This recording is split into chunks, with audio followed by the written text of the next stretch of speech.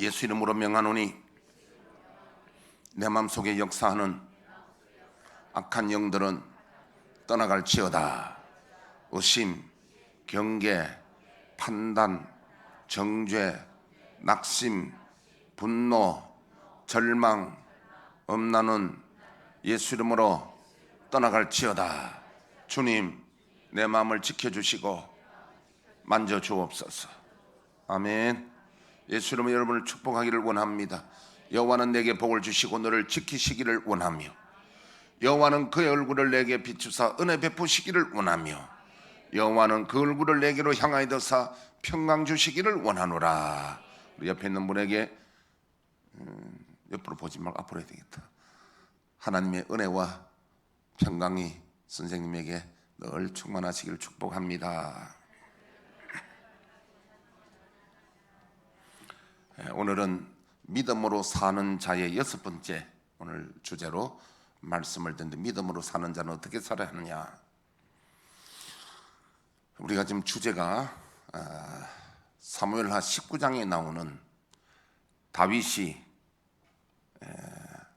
압살롬이 반란을 일으켜서 다윗이 어려움을 당했다가 이제 반란을 평정하고 왕궁으로 복귀할 때 이야기입니다. 이 이야기는 비유적으로 말하면은 우리 예수님이 십자가 고난 당하시고 또 부활하시고 승천하셔서 다시 오실 예수님, 우리 예수님이 다시 오실 예수님을 우리가 영접할 때에 어떤 형태들의 성도들이 있느냐, 그 이야기입니다. 그래서 오늘 우리가 지난 3주 동안은 그 시므 이야기를 들었고, 머비보셋 이야기를 들었고, 바르실레 이야기를 또 들었습니다. 세 사람의 긍정적인 우리 신앙의 형태를 우리가 봤습니다.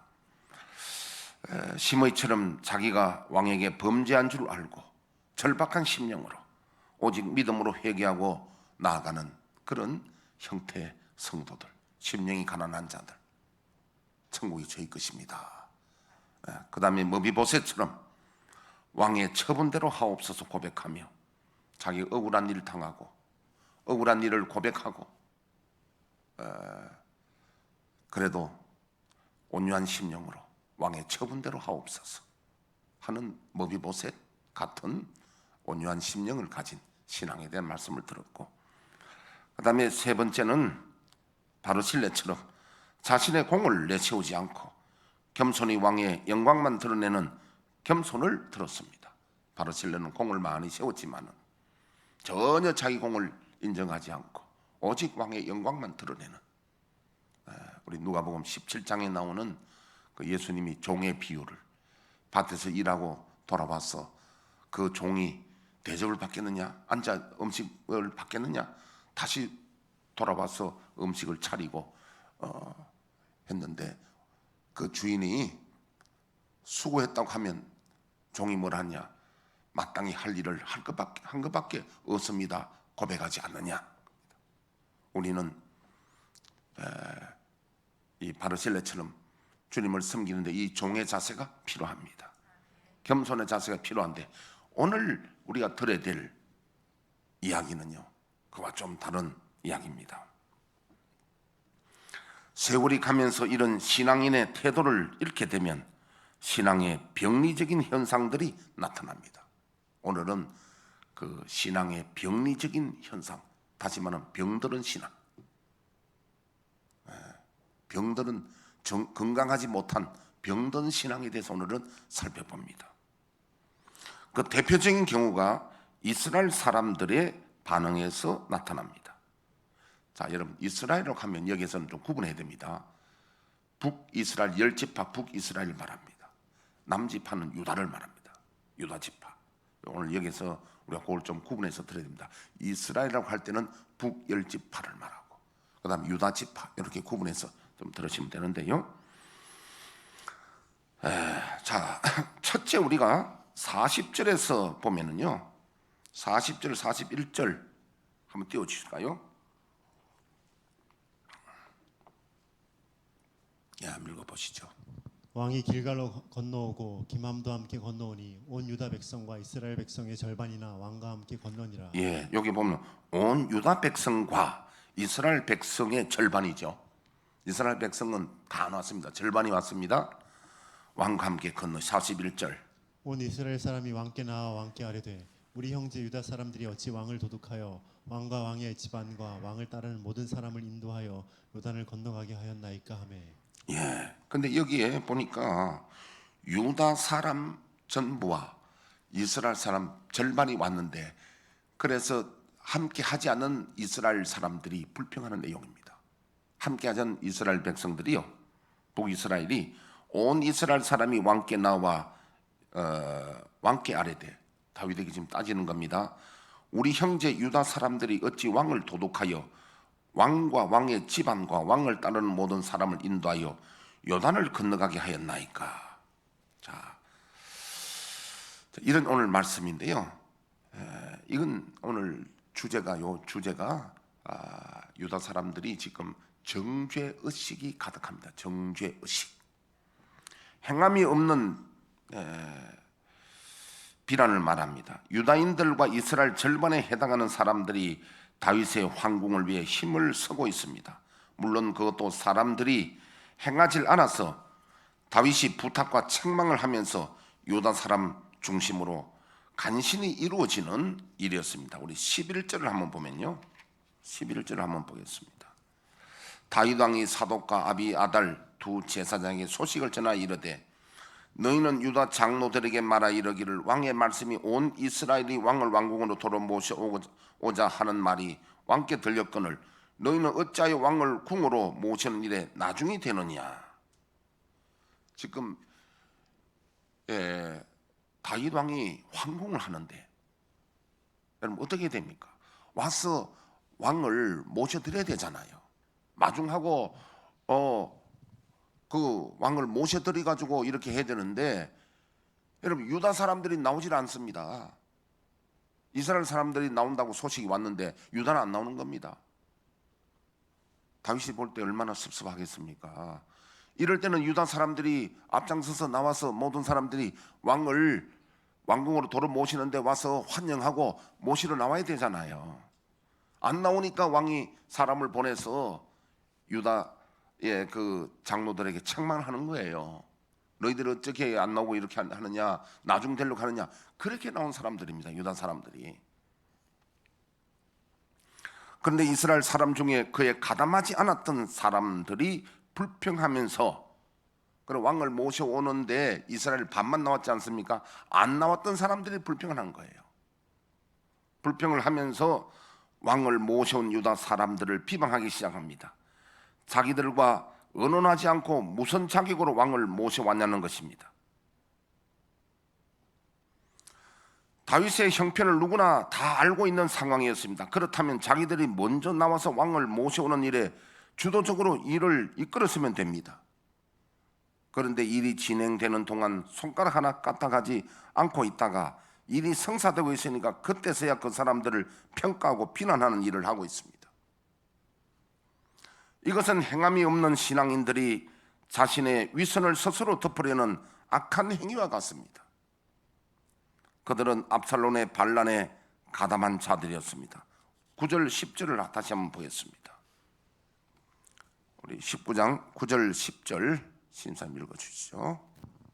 이스라엘 모든 지파 백성들이 변론하여 이르되 왕이 우리를 원수의 손에서 구원하여 내셨고 또 우리를 블레셋 사람들의 손에서 구원하셨으나 이제 압살롬을 피하여 그 땅에서 나가셨고 우리가 기름을 부어 우리를 다스리게 한 압살롬은 싸움에서 죽었거늘 이제 너희가 어찌하여 왕을 도로 모셔올 일에 잠잠하고 있느냐 하니라. 예, 자 여기서 압살롬의 반란에 가담한 자들이었습니다.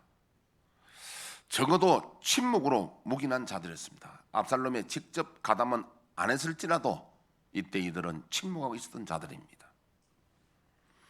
그것을 감추려고 오히려 다른 이들을 정죄하는 데 혈안이 되어 있습니다. 이런 면에서 신앙인이 일반인보다 자칫 잘못하면 더 악해질 수 있다는 걸 우리가 위험성을 볼 수 있습니다. 사실 유다 사람들은 다윗 왕의 부탁을 받고 이 일을 행한 것입니다. 그런데 이것을 두고 왕을 도둑질한 것이라고 말합니다. 오히려 다윗에게 따지고 있습니다. 자기들이 참여하지 않는 일, 다른 사람들끼리 한 일은 도둑질이 된다는 논리입니다. 다른 사람이 한 일은 다 비난의 대상이 됩니다. 그래야 자기들이 참여하지 않은 것에 죄책감을 느끼지 않을 수 있기 때문입니다.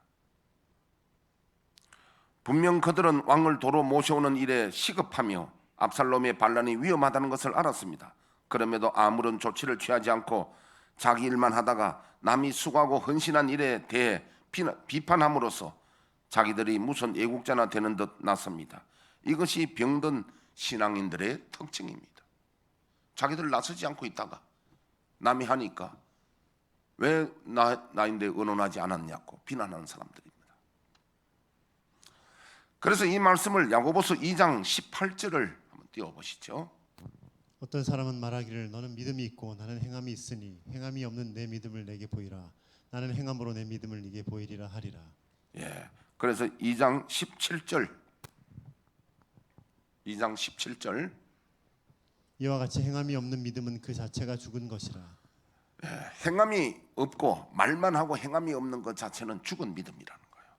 그런데 2장 20절 아 허탄한 사람아 행함이 없는 믿음이 헛것인 줄을 알고자 하느냐. 26절 영혼 없는 몸이 죽은 것 같이 행함이 없는 믿음은 죽은 것이니라. 이미 사망 진단서를 발급합니다. 이미 죽은 믿음이라고요. 그래서 여기에 불평하는 사람들은 자기네들은 왕을 모셔올 일에 동참하지 않으면서 그 일을 행한 사람 보고 비난합니다. 왜 우리와 의논하지 않느냐, 왕을 도둑질하였느냐 이렇게 비난을 하고 있습니다. 자, 이게 정죄의식입니다. 오늘날도 보면요, 남을 정죄 잘하는 사람을 조심해야 됩니다. 그 사람은 부정적인 사람이라서 항상 그 사람들은 의식이 정죄하는 의식이 있기 때문에 남을 잘 정죄합니다. 정죄한다고 자기가 일을 잘하는 거 아니에요. 내가 정치하려고 하는 게 아니고요. 정죄의식에 대해서 말하는데 우리 보면 야당 시절에는 참 비판 잘하잖아요. 야당은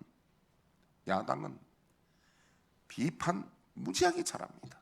자기 여당 되는 별 볼 일 없어요. 누구나 다 그렇다 이 말입니다. 누구나 다. 그러니까 우리가 야당 시절에 어떤 사람들 비판 잘하는 거 보고 저 사람들이 권력 잡으면 그래서 바꾸자 하잖아요. 근데 그 사람들 권력 잡으면 더 못해. 비판하는 거하고 달라요. 제가 전에도 말씀드렸잖아요.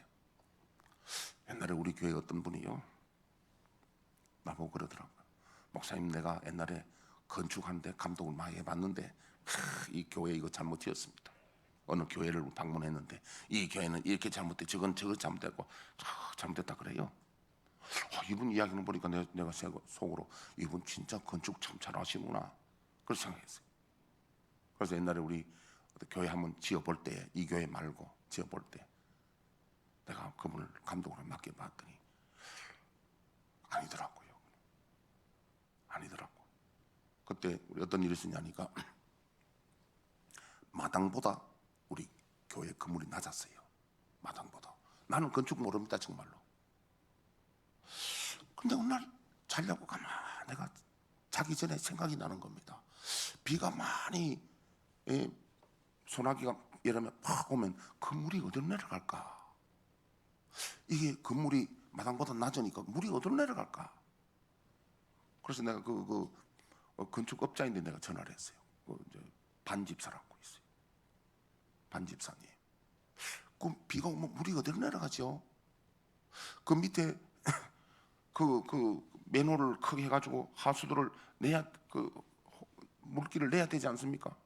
그러니까 그분이 내면 좋지요. 그거 왜 안 내지요? 돈 들어서 그래요. 기가 막히는 겁니다. 결론적으로 뭐냐면요, 나는 건축을 문외한이라도 내가 가지고 아주 기본 상식보다도 그 안에 놨으면요 비 오면 어떻게 됩니까? 물 잠기는 거예요.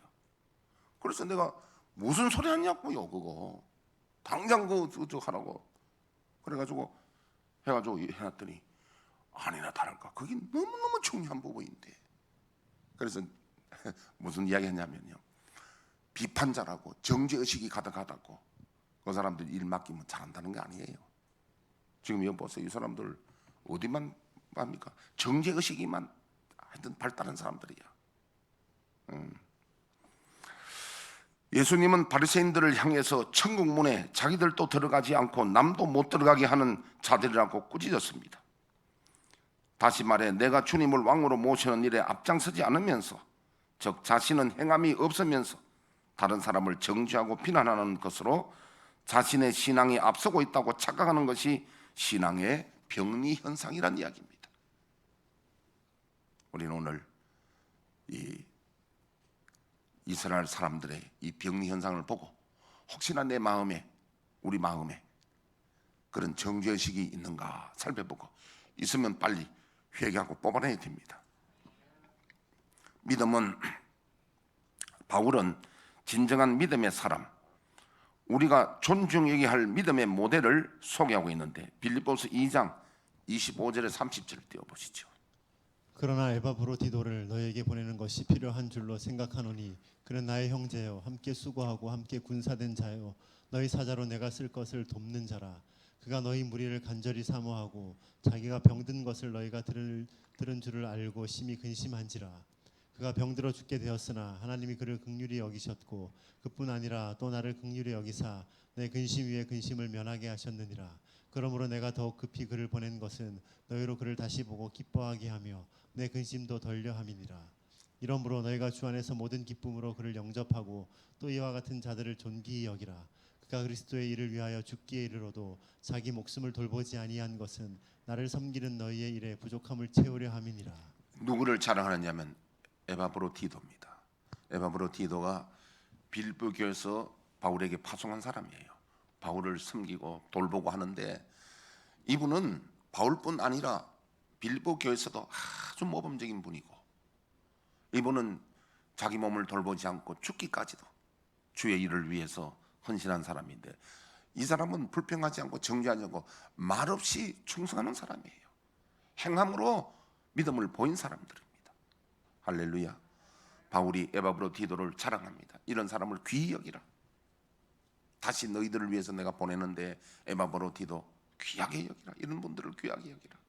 여러분, 우리가 귀하게 여겨야 될 분들은 정죄의식이 비판자라고 정죄자라는 사람이 아니라 행함이 있는 헌신하는 믿음의 사람을 귀히 여겨야 됩니다. 예. 예수님은 놀랍게도 우리를 대신해 십자가에서 죽으시면서도 우리의 죄악을 정죄하지 않으시고 용서하셨습니다. 그 은혜로 우리가 삽니다. 예수님께서 정죄하시려고 오셨으면 우리는 희망이 없습니다. 다행히 심판하려고 오신 것이 아니라 구원하기 위해 오셨습니다. 그런데 우리 같은 죄인이 교만하여 자신은 손 하나 까딱 안 하면서 남을 정죄하는 것을 믿음이라고 착각한다면 정말 안타깝고 병리적인 현상이라는 이야기입니다. 우리는 타인을 정죄하고 비난하지 말고 내 자신을 잘 살펴서 우리는 에바브로디도처럼 또 바울처럼 우리가 겸손하고 충성된 자들이 되기를 축복합니다. 벌써 비난이 많고 부정적인 이야기 많고 정죄식이 많고 그러면요 이미 병든 신앙입니다. 그 사람은 뭐 볼 거 없습니다. 그 사람은 여러분 정말 건강한 사람은요 자기가 희생합니다. 자기가 들어가서 그 평화롭게 합니다. 제가 많이 이야기를 했는데 저는 할머니가 세 분이었어요. 우리 친할머니 있었고 양할머니가 두 분인데 그 중에 큰할머니 있었고 적은할머니 있었는데 제가 늘 존경하고 사랑하는 할머니는 우리 양할머니 중에서 큰할머니예요. 황씨 할머니입니다. 이름이 황혜주. 우리 황혜주. 여기 해주 있지. 희주, 해주. 해주 저 위에 있네. 그 할머니는요 정말 제가 너무너무 사랑했고 너무너무 좋아하고 존경한 할머니였어요. 그런데 그 할머니는요 우리가 사실은 피는 섞이지 않았습니다. 근데 우리 할머니가 얼마나 우리를 사랑하는지, 그래서 피보다 진한 것이 사랑이라는 걸 제가 알았습니다. 친할머니는 사촌 할머니고, 항상 뭐 있어도 내 동갑 사촌이 있습니다. 항상 데리고 있는 그 사촌을 생각하지, 우리는 거리가 참 이상하더라고요. 그래서 피보다 사랑이 진한 건 확실합니다. 여러분, 그러면 저희한테 물어보세요. 사모님하고 내 여동생하고, 여동생이 볼란지 모르겠는데 여동생하고 사모님하고 물에 빠졌으면 누굴 먼저 구하겠습니까? 그게 사랑이 먼저라니까요. 그럼 내가 거꾸로 물어보면, 여동생이 물어보면 너 신랑하고 내하고 물에 빠졌으면 누가 먼저 건지겠는데 물으면 똑같잖아. 그건 사랑이 먼저야. 피가 먼저 아니라니까. 근데 우리 할머니가 왜 존경스러우냐면요, 그러니까 우리가 대식구고, 그러니까 여러 식구, 그러니까 서로 간에 알력이 있을 수 있잖아요.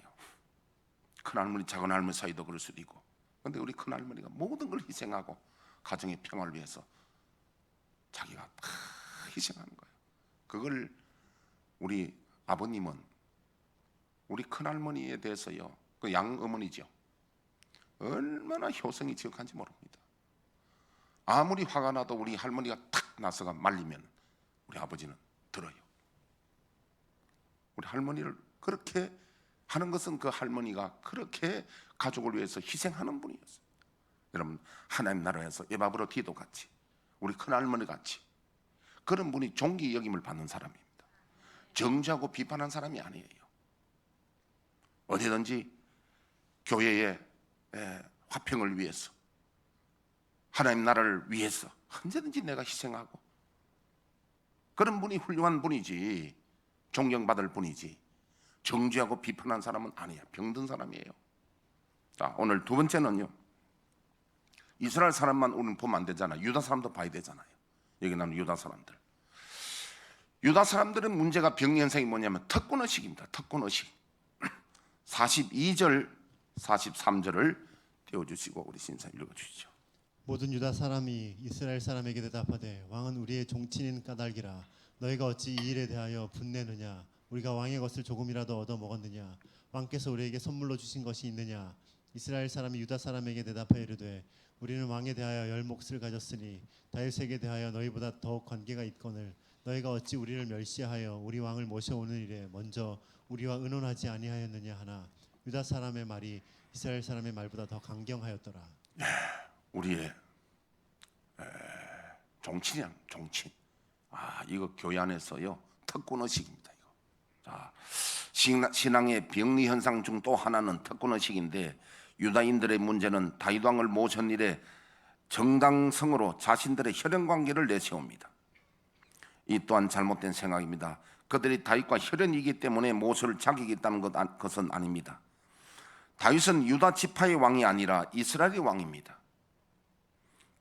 그러니 자기네들이 다윗과의 혈연 관계에 있어서 자기는 모셔는 것이 당연하다고 하면은 다윗에게 오히려 도움이 아니라 해가 됩니다. 12지파 중 한 지파만을 대표하는 왕으로 다윗을 전락시키는 꼴이 되기 때문입니다. 예수님은 자기를 찾아온 모친과 형제들에게 대한 소식을 듣고 단호하게 말씀하십니다. 누가 내 모친이며 형제와 자매들이냐? 하나님의 뜻대로 행하는 자가 곧 나의 모친과 형제와 자매들이니라. 주님은 혈연의식을 단호하게 끊어버리셨습니다. 왜냐하면 하나님의 나라는 이 땅의 혈과 육에 있지 않고 영원한 하늘나라에 있기 때문입니다. 믿음 안에서 혈연주의로 하나님의 나라가 방해받아서는 안 됩니다. 교회 안에서 자기 집안 사람, 고향 사람, 학연으로 뭉치면 특권의식을 불러오게 됩니다. 누구나 하나님의 사명을 감당할 수 있는 열린 공동체가 하나님의 나라입니다. 우리 교회도 사실은 1990년 개척하면서 제가 여동생 가정하고, 그 가정이 첫 가정입니다. 그 가정하고 우리 가정하고 출발했습니다. 근데 우리 여동생 가정하고 제가 약속을 했습니다. 두 사람이 우리 교인이 150명 되면 헤어지기로. 그게 이유가 있습니다. 나중에 교회가 커가는데 큰 장애가 옵니다. 혈연 관계 때문에. 지금 이제 그들은 구미에서 지금 목회를 하고 있죠. 매제가 국민은행 다녔고, 우리 강원룡 원사님도 잘 아시지만은 다니고, 그래서 결국은 신학을 해서 목회를 좀 하고 있습니다. 그 교회 안에 어떤 혈연 관계, 학연, 무슨 또 지역 이런 걸로 뭉치기 시작하면요, 병리 현상이 일어납니다. 자, 그들이 다윗을 모으는 일에 나선 것은 오히려 아무도 이를 실행하는 사람이 없기에 다윗이 재촉하여 이루어진 일입니다. 그러면 솔직히 말하면 됩니다. 우리가 이 일을 주도한 것은 우리의 의향이 아니고 다윗의 명령 때문이었노라고 이렇게 솔직하게 대답을 해야 되는데, 오히려 이스라엘 사람들을 설득을 시켜야 되는데 종친이라고 자기 특권 의식을 내세우게 됩니다. 여기서 큰 문제가 생깁니다. 이스라엘의 세바의 반란 사건이 일어납니다. 여기서 자기들이 자기가 자격이 있어서가 아니라 오직 은혜로 택함을 받은 것입니다. 사실은 자기들도 다른 이스라엘 사람들과 다를 바 없이 무관심하고 게을렀는데 다윗 왕에게 책망을 듣고 행한 것입니다. 이렇게 여러분, 우리는 특권의식을 가지면 안 됩니다. 하나님 앞에 하나님 나라를 위하여 우리의 특권의식을 내려놓아야 됩니다. 디도서 3장 9절을 한번 띄워주시죠. 그러나 어리석은 변론과 족보 이야기와 분쟁과 율법에 대한 다툼은 피하라. 이것은 무익한 것이요 헛된 것이니라. 족보 이야기도 분쟁 이런 것을 다 다툼은 피하라는 거예요. 이런 걸 피하고 어리석은 땅에 있는 특권의식을 내려놓고 자기의 족보도 내려놓고. 아멘. 옛날에 우리 교회 오후 찬양 예배 때, 오래전 이야기입니다.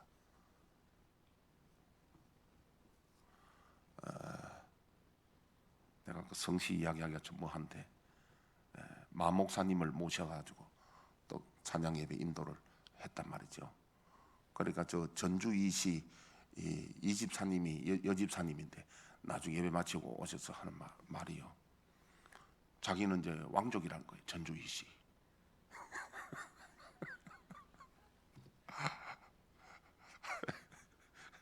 근데 참 아주 입장이 곤란하더라고요. 그래서 내가 그 이 집사님 보고요, 우리 예수 안에는 지금 족보도 없고 다 하나님의 자녀인데 무슨 전주 이시 지금 왕족 따지느냐고. 왕족 따지면 왕족 아닌 사람 누가 있습니까? 우린 다 하나님 나라의 왕 같은 제사장들인데 우리는 특권의식 가지면 안 됩니다. 쓸데없는 변론에 우리가 다툼에 빠지면 안 됩니다. 오늘 두 가지, 병리현상 두 가지. 하나는 정죄의식, 하나는 특권의식. 이것이 병리현상이 되어서 하나님의 나라를 금가게 하고 교회의 화합을 무너뜨린다면 그건 여러분 잘못된 일입니다. 우리는 시므이와 머비보셋과 바르실레 같은 그런 신앙을 본받으시기를 주의 이름으로 축원합니다. 다시 오실 예수님을 우리가 어떤 자세로 맞이할 것인가 생각하면서 반주에 맞춰서 다 같이 우리가 기도하겠습니다.